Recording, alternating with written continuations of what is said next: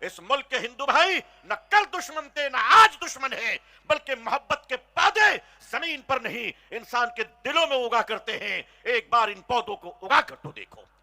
ہندوستانی مسلمانوں، بھارت تمہارا انتظار کر رہا ہے کہ جس دیش میں دواؤں میں ملاوٹ کی جا رہی ہو، جس ملک میں پانی میں ملاوٹ کیا جا رہا ہو، جس ملک میں کھانے اور پینے میں ملاوٹ کیے جا رہے ہو، اس ملک کے مسلمانوں تم سے برداشت کیسے ہو رہا ہے؟ تمہیں نیند کیسے آ رہی ہے؟ اگر اڑیسہ کے کالاہانڈی میں ایک 7 سال کی آدی واسی کی بیٹی بھوک سے تڑپ تڑپ کر مرتی ہے تو مسلمانوں تمہارے دیکھ کی بریانی تمہارے پیٹ میں ہضم کیسے ہوتی ہے؟ قیامت کے دن تمہیں خدا کو جواب دینا پڑے گا۔ اگر ہاسپٹل سے ایک غریب انسان اپنی بیوی کی لاش کو کاندھے پر لے کر جا رہا ہے کیونکہ اس کے جیب میں پیسے نہیں، وہ ایمبولنس کے کرائے نہیں دے سکتا، تو اس شادی میں پٹاخے پھوڑنے والوں اور رنگ و گلال لگانے والوں اور دن میں 14 بار کپڑے بدلنے والوں، امت مسلمہ تم بتاؤ، اگر تمہارے رہنے کے باوجود، اگر فلائی اوور کے نیچے تمہاری جوان بیٹیاں بھیک مانگ رہی ہے، اگر تمہارے رہنے کے باوجود ایک غریب باپ اپنی بیٹی کی شادی کے لیے مسجدوں میں بھیک مانگ رہا ہے، اگر تمہارے رہنے کے باوجود کوئی مریض انسان اپنی دواؤں کے لیے خیرات مانگ رہا ہے، تو تف ہے ایسی مالداری پر، ڈوب مرنا چاہیے ہمیں ایسی کامیابی اور خوشحالی پر۔ میرے قوم کے بزرگوں نوجوانوں، یہ رات کے 2 بجے تم چائے پیتے ہو اور کمر ہلا ہلا کر اپنے عروج کی داستان سنتے ہو۔ آخر یہ بتاؤ کہ ہمارا ماضی تو بہت شاندار ہے، ہمارے حال کو کس نے لوٹ لیا ہے؟ ہمارے حال کو کس نے مجبور کیا ہے؟ اور مسلمانوں، راتوں میں جلدی سونے کی عادت ڈالو تاکہ تمہارا دن ظہر کے بعد شروع نہ ہو، فجر کے پہلے شروع ہو۔ میری قوم کے نوجوانوں، اپنے کیریکٹر کو ٹھیک کرو۔ آج نشہ نے تمہارے گھروں کو برباد کر دیا ہے، آج تمہاری بیٹی تک کے ہاتھوں میں نشے پہنچ گئے ہیں۔ میری قوم کے بزرگوں، آپ کے اپنے نوجوان نسلوں کی فکر نہیں ہوتی ہے۔ آج پوری دنیا آپ کی دشمن اس لیے ہے، صرف اس لیے ہے کہ آپ نشے کے دشمن ہو، آپ شراب کے دشمن ہو، آپ ڈرگز کے دشمن ہو، آپ پورن انڈسٹری کے دشمن ہو۔ دنیا کی یہ اربوں خربوں ڈالر کی جو بے حیائی کی انڈسٹری ہے، اگر اس کا کوئی دنیا میں دشمن ہے تو وہ تنہا صرف مسلمان دشمن ہے۔ اس لیے آخرکار بھارت کی ترقی میں بھارت کے مسلمانوں نے کیا یوگدان دیا؟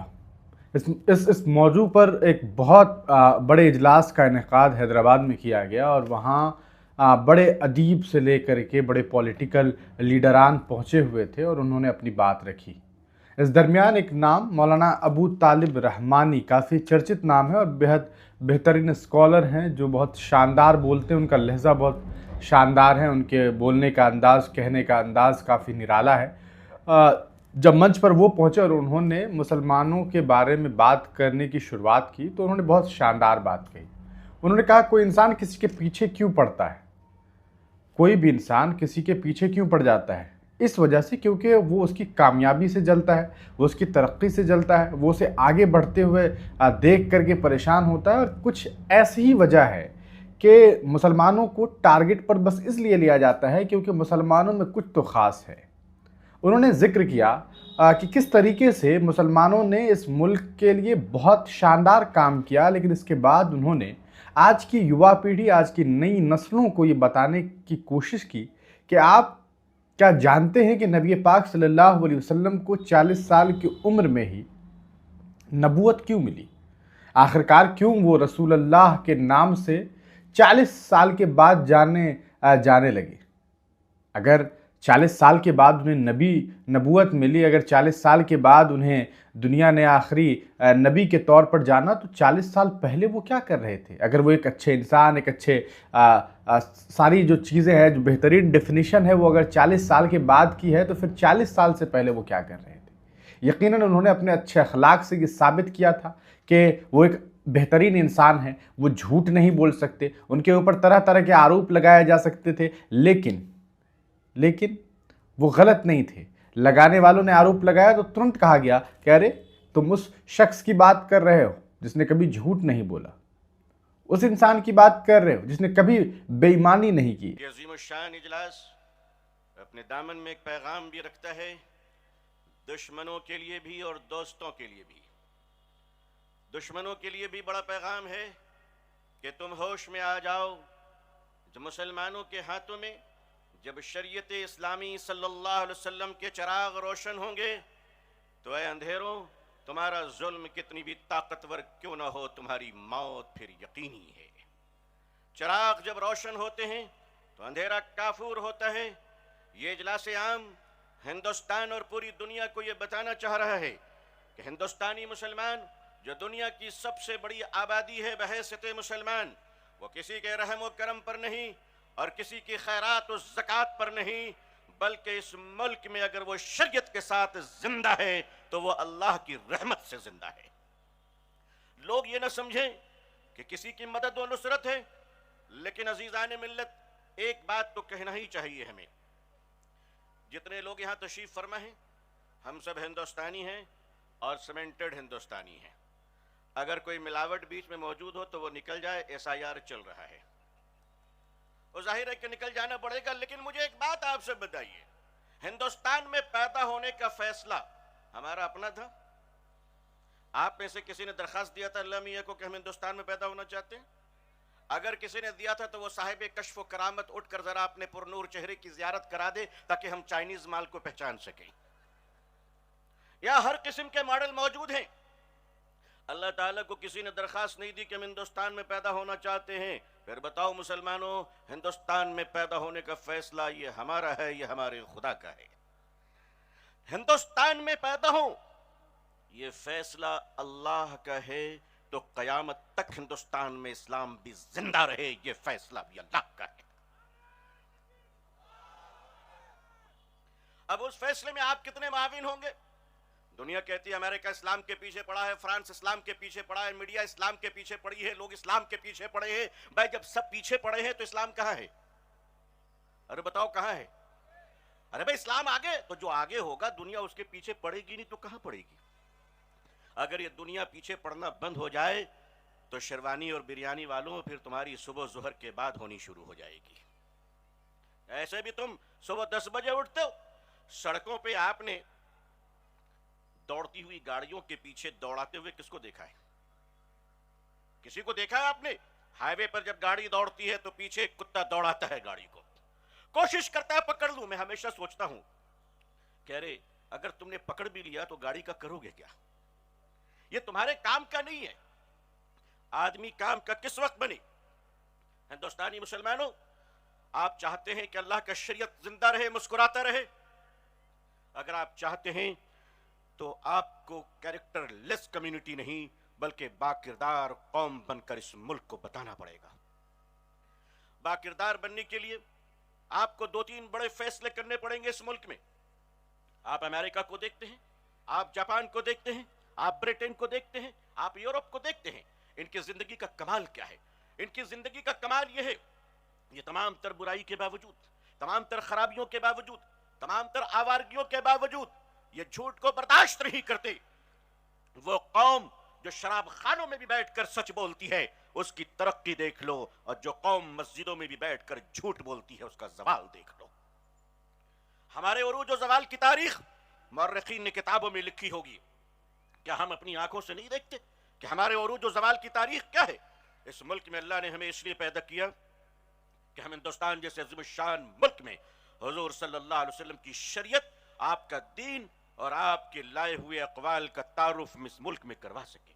کل قیامت کے دن ہمارے بھارت کے کروڑوں امن پسند ہندو بھائی، جن کو آپ سناتنی بھی کہتے ہیں، ہمارے ساتھ رہتے ہیں، ہمارے ساتھ کھاتے ہیں، ہمارے ساتھ سفر کرتے ہیں، شادی بیاہ کی دعوتوں میں ہمارے ساتھ رہتے ہیں، قیامت کے دن خدا کے سامنے اگر یہ کہہ دے اے اللہ یہ تیرا وہ ظالم بندہ ہے جو ہمارے ساتھ تو رہتا تھا لیکن سینکڑوں خدا کے بیچ میں اس نے ایک خدا کا تعارف نہیں کرایا، اس دن آپ اللہ کے سامنے مجرم ہو سکتے ہیں۔ اگر اس جرم عظیم سے بچنا ہے تو میری قوم کے لوگوں آؤ اور اپنے کردار کا وہ عظیم الشان نمونہ پیش کرو۔ آپ جانتے ہیں نبی کریم صلی اللہ علیہ وسلم کو عمر کے 40ویں حصے میں آپ کو نبوت ملی، نماز فرض ہوئی 40 سال کے بعد، روزے فرض ہوئے 40 سال کے بعد، زکوٰۃ فرض ہوئی 40 سال کے بعد، سارا اسلام 40 سال کے بعد آیا۔ تو میرے پیارو، تم نے کبھی سوچا کہ میرے رسول 40 سال پہلے مکے میں کیا کر رہے تھے؟ ہمارے اور آپ کے سچے رسول صلی اللہ علیہ وسلم مکے میں کیا کر رہے تھے؟ 40 سال تک حضور نے اپنا کریکٹر بتایا، 40 سال تک حضور نے اپنا کردار بتایا، 40 سال تک حضور نے اپنی زبان بتائی، اپنی امانت داری بتائی۔ اللہ نے دکھا دیا دنیا کو، دیکھ لو کہ 40 سال کی عمر میں جب محمد کو نبوت ملے گی، تم دشمنی تو کر سکتے ہو لیکن محمد کو جھوٹا نہیں کہہ سکتے۔ मोहम्मद को बेईमान नहीं कह सकते सल्लल्लाहु अलैहि वसल्लम। ऐ हिंदुस्तानी मुसलमानों, भारत तुम्हारा इंतजार कर रहा है कि जिस देश में दवाओं में मिलावट की जा रही हो, जिस मुल्क में पानी में मिलावट किया जा रहा हो, जिस मुल्क में खाने और पीने में मिलावट किए जा रहे हो, उस मुल्क के मुसलमानों तुमसे बर्दाश्त कैसे हो रहा है? तुम्हें नींद कैसे आ रही है? अगर उड़ीसा के कालाहांडी में एक 7 साल की अगर 7 साल की आदिवासी की बेटी भूख से तड़प तड़प कर मरती है, तो मुसलमानों तुम्हारे देश की बिरयानी तुम्हारे पेट में हजम कैसे होती है? कयामत के दिन तुम्हें खुदा को जवाब देना पड़ेगा। अगर हॉस्पिटल से एक गरीब इंसान अपनी बीवी की लाश को कंधे पर लेकर जा रहा है क्योंकि उसके जेब में पैसे नहीं, वो एम्बुलेंस के किराए नहीं दे सकता, तो उस शादी में पटाखे फोड़ने वालों और रंगो गुलाल लगाने वालों और दिन में 14 बार कपड़े बदलने वालों, उम्मते मुस्लिमा तुम बताओ, अगर तुम्हारे रहने के बावजूद, अगर फ्लाईओवर के नीचे तुम्हारी जवान बेटियां भीख मांग रही है, अगर तुम्हारे रहने के बावजूद एक गरीब बाप अपनी बेटी की शादी के लिए मस्जिदों में भीख मांग रहा है, अगर तुम्हारे रहने के बावजूद कोई मरीज इंसान अपनी दवाओं के लिए खैरात मांग रहा है, तो तुफ है ऐसी मालदारी पर, डूब मरना चाहिए हमें ऐसी कामयाबी और खुशहाली पर। आका सल्लल्लाहु अलैहि वसल्लम की उम्मत के लोगों, ये मुल्क तुम्हारा इंतजार कर रहा है। इस मुल्क के हिंदू भाई न कल दुश्मन थे न आज दुश्मन है, बल्कि मोहब्बत के पौधे जमीन पर नहीं इंसान के दिलों में उगा करते हैं। एक बार इन पौधों को उगा कर तो देखो। 1800 उन्होंने कभी किसी के साथ नाइंसाफी नहीं की, तुम उस शख्स की बात कर रहे हो। और फिर उन्होंने बताया कि आज की नई जनरेशन क्या कर रही है। आज की नई जनरेशन कर क्या रही है? 10 बजे सुबह उठ रहे हैं आप, और आप सोचते हैं कि आप पीछे क्यों हैं। हालात तो ये बन गए हैं कि आने वाले वक्त में आप दोपहर के 1 बजे सो करके उठेंगे, जब आप आधा दिन पूरी दुनिया काम कर चुकी होगी, और तब आप सो करके उठेंगे, तो फिर आप कामयाब कैसे हो सकते हैं? ज़रा सोच करके देखिए कि आप एक बेहतरीन मुसलमान कैसे हो सकते अगर आपके पड़ोसी भूखा हो, प्यासा हो। ज़रा सोच करके देखिए कि कोई भीख मांग रहा हो और आप मज़े से खा रहे हो, चाहे वो किसी धर्म मजहब से क्यों ना हो। आप एक बेहतरीन मुसलमान नहीं हो सकते। आपको अपना किरदार सही करना होगा। मौलाना अबू तालिब रहमानी ने यह भी बताया कि आज क्या हालात है कि शादियों के लिए मस्जिद में चंदे मांगे जा रहे हो, और आपको शर्म नहीं आता कि आप बाहर जा करके पैसे फजूल में उड़ा रहे हैं। आप आगे सुनेंगे मौलाना अबू तालिब रहमानी की पूरी तकरीर को। जो कुछ पॉइंटेड बात है वो मैं आपको बता रहा हूं। वो कहते हैं कि आदिवासी अगर कोई भूख से मर गया है और आप मज़े से खाना खा रहे हैं, तो आपको सोचने की ज़रूरत है कि ऐसा क्यों हो रहा है। आपका अपना पड़ोसी, आपके अपने घर का कोई फ़र्द भीख मांगने को मजबूर है और आप मज़े से ज़िंदगी काट रहे हैं। फिर आप याद रखिए कि आपको इसका हिसाब देना होगा। सन 1858 का वो जिक्र करते हैं, वो बताते हैं कि लखनऊ में पंडित नवल किशोर हुआ करते थे। ज़रा पढ़िए उनको कि उनकी दोस्ती किनसे थी। कौन थे उनके दोस्त? फजल हक खैराबादी और न जाने कितने ऐसे मुस्लिम उलेमा थे जिनके साथ उनके अच्छे रिश्ते थे, और उन रिश्तों से उन्होंने ये बताया कि कैसे एक गंगा यमुनी तहजीब जो है हिंदुस्तान की तहजीब का बड़ा हिस्सा रहा है। उन्होंने बताया कि कैसे इस देश की अखंडता, इस देश की यूनिटी है, कैसे इस देश की इंटीग्रिटी इस देश की यूनिटी है, कैसे इस देश में हिंदू मुसलमान साथ रह करके इस देश को दुनिया के तमाम मुल्कों से बेहतरीन बना सकते हैं। हमें इस मुल्क में इसलिए भेजा गया क्योंकि ये मुल्क हमारा मुल्क है, और हमें इस मुल्क को संवारना है, और इस मुल्क के ज़रिए पूरी दुनिया को ये मैसेज देना है कि हम सबसे बेहतरीन और बेहतर लोग हैं। हम बेहतर करने की सोच रखते हैं, बेहतर कर रहे हैं। सुनिए मौलाना अबू तालिब रहमानी को। 58 में इसी मुल्क में एक शख्स आता है जो 1858 में लखनऊ में एक प्रेस लगाता है, पंडित नवल किशोर जी। वो पंडित नवल किशोर जी जिनके दोस्तों में हुज्जतुल इस्लाम मौलाना कासिम नानोतवी हुआ करते थे, जिनके दोस्तों में हजरत मौलाना अब्दुल हई फिरंगी महली हुआ करते थे, जिनके दोस्तों में मौलाना फजल हक खैराबादी हुआ करते थे। वो कुरान की खिदमत करने वाला अजीम इंसान इसी भारत का एक हिंदू पंडित था, जिसने बता दिया कि अगर सदाकत रहेगी तो वो सिर्फ तुम्हारी नहीं बल्कि हमारी भी है। मेरे कौम के बुजुर्गों, नौजवानों, ये रात के 2 बजे तुम चाय पीते हो और कमर हिला हिला कर अपने उरूज की दास्तां सुनते हो। आखिर ये बताओ कि हमारा माजी तो बहुत शानदार है, हमारे हाल को किसने लूट लिया है, हमारे हाल को किसने मजबूर किया है। और मुसलमानों, रातों में जल्दी सोने की आदत डालो ताकि तुम्हारा दिन जोहर के बाद शुरू ना हो, फजर के पहले शुरू हो। मेरी कौम के नौजवानों, अपने कैरेक्टर को ठीक करो। आज नशा ने तुम्हारे घरों को बर्बाद कर दिया है। आज तुम्हारी बेटी तक के हाथों में नशे पहुंच गए हैं। میری قوم کے بزرگوں، آپ کے آپ کو اپنے نوجوان نسلوں کی فکر نہیں ہوتی ہے. آج پوری دنیا آپ کے دشمن اس لیے ہے، صرف اس لیے ہے کہ آپ نشے کے دشمن ہو، آپ شراب کے دشمن ہو، آپ ڈرگز کے دشمن ہو، آپ پورن انڈسٹری کے دشمن ہو. دنیا کے یہ اربوں خربوں ڈالر کی جو بے حیائی کی انڈسٹری ہے، اگر اس کا کوئی دنیا میں دشمن ہے تو وہ تنہا صرف مسلمان دشمن ہے. اس لیے سارے لوگ آپ کے دشمن ہیں. آئیے آپ کو یہ بتانا ہے کہ آپ صرف اپنی بیٹیوں کے دوپٹے کو عزیز نہیں رکھتے، بلکہ دشمن کی بیٹیوں کی آنچل کی بھی حفاظت کرنا یہ آپ کی مذہبی ذمہ داری ہے. حضور صلی اللہ علیہ وسلم کے سامنے جنگ کے میدان سے ایک لڑکی گرفتار کر دشمن کی لائی جاتی ہے. حضرت بلال فرماتے ہیں یا رسول اللہ صلی اللہ علیہ وسلم، یہ دشمن کی بیٹی ہے، کون سی سزا دی جائے؟ میرے آقا نے چادر اتاری اور بلال کو دیکھ کر فرمایا میری بیٹی کے کاندھے پر رکھ دو. حضرت بلال نے فرمایا یہ لڑکی مسلمان نہیں ہے. حضور نے فرمایا بلال، بیٹی بیٹی ہوتی ہے چاہے کسی کی بھی ہو. اے ہندوستانی مسلمانوں، تمہاری آنکھوں کی حیا کا انتظار ہو رہا ہے. ہندوستانی مسلمانوں، یہ دیش تمہاری زبان کی میٹھی بولی اور سچے وعدے کا انتظار کر رہا ہے. یاد رکھنا، بھارت اور بھارتی کسی کا دشمن نہیں ہے، مگر کیا کیجئے گا، اندھیرے کی اپنی کوئی طاقت نہیں ہوتی ہے. روشنی کی غیر موجودگی اندھیرے کی قوت ہے. چراغ جلاؤ گے تو اندھیرا ختم ہو جائے گا. اسی لیے بچپن سے ہم یہ سنتے آئے ہیں کہ بجلی آ گئی تو اندھیرا چلا گیا. کبھی ہم نے یہ نہیں سنا کہ اندھیرا آیا تو روشنی چلی گئی. اے اجالوں کے محافظ، آئیے اس ملک میں نفرت کی گفتگو کا نفرت کا جواب نفرت سے نہیں ہے. ہمیں ان گفتگو کو نظر انداز کرتے ہوئے اہل سیاست اپنی سیاست چمکا رہے ہیں. ہم نے اس ملک میں دیکھا ہے کیسے کیسے لوگ آئے اور چلے گئے اور آگے بھی آئیں گے اور چلے جائیں گے، اس لیے کہ زمین کی حکومت بدلتی ہے، کائنات کا خدا کبھی نہیں بدلتا ہے. لوگوں، آپ اپنے کردار کو بدلنے کا فیصلہ کر لو. اور مسلمانوں، تمہارے کاروبار میں سندھی اور پنجابی، گجراتی اور لالا کی نقل نہیں کی جائے گی، سود خوروں کی نقل نہیں کی جائے گی. اور محمد کے غلاموں، تمہارے کاروبار میں عبد الرحمن بن عوف کی نقل کی جائے گی. تم اپنے کاروبار کو مسلمان کیوں نہیں بنا لیتے؟ تم اپنی زندگیوں کو مسلمان کیوں نہیں بنا لیتے؟ بہرحال یہ ملک آپ کا انتظار کر رہا ہے. کہیں ایسا نہ ہو کہ یہ ملک آپ کا انتظار کرتے کرتے وقت ختم ہو جائے اور مسلمان مجرم قرار پائے. آج کا یہ جلسہ صرف ملک کو نہیں، ہمیں اور آپ کو بھی پیغام دے رہا ہے کہ اپنی ذمہ داریوں کو نبھا لو اس سے پہلے کہ شام ہو جائے. اللہ پوری دنیا میں ہم سب کے ایمان، جان، مال، عزت و آبرو کی حفاظت فرمائے. اللہ خوش رکھے، آباد رکھے. اپنی دعاؤں میں یاد رکھیے گا. والسلام علیکم ورحمۃ اللہ وبرکاتہ.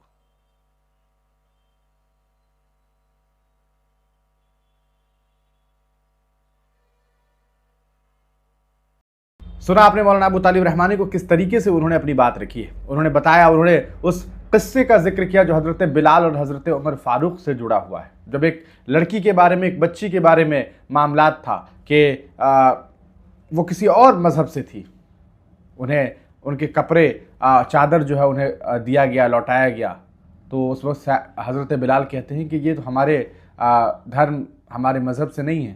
جواب ملا کہ بیٹی کسی کی ہو وہ ہماری بیٹی ہے. بیٹی بیٹی ہوتی ہے. بیٹی کسی دھرم، مذہب سے آپ اسے جوڑ کر کے نہیں دیکھ سکتے. ان کی عزت، ان کی عظمت کا خیال رکھنا آپ کی ذمہ داری ہے.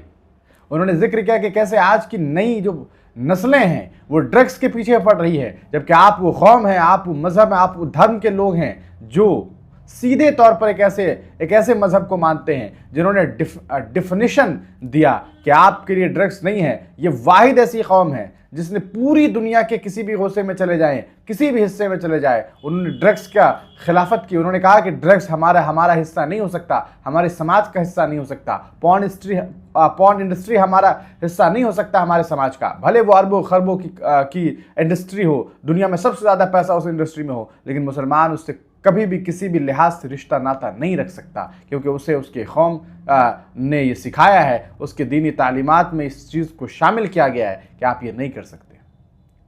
اور مسلمانوں نے کیا کیا اس ملک کے لیے؟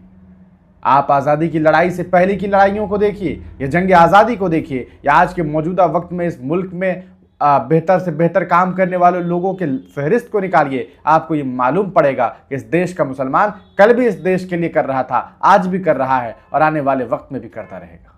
मुसलमानों ने क्या कुछ नहीं किया इस मुल्क के लिए। आप अगर नाम सोचते हैं तो आपके जहन में अबुल कलाम आज़ाद आते हैं, तो APJ अब्दुल कलाम आते हैं। आप फजल खैराबादी को नहीं भूल सकते। आप इस तरह की ऐसी लिस्ट है जिसके बारे में जब आप जानेंगे समझेंगे तो आपको पता चलेगा कि किस तरीके से इस देश के उलेमाओं ने इस देश की आज़ादी के लिए सूली पर चढ़ना गवारा समझा, लेकिन उन्हें ये मंजूर नहीं था कि वो अंग्रेज़ों की गुलामी करते।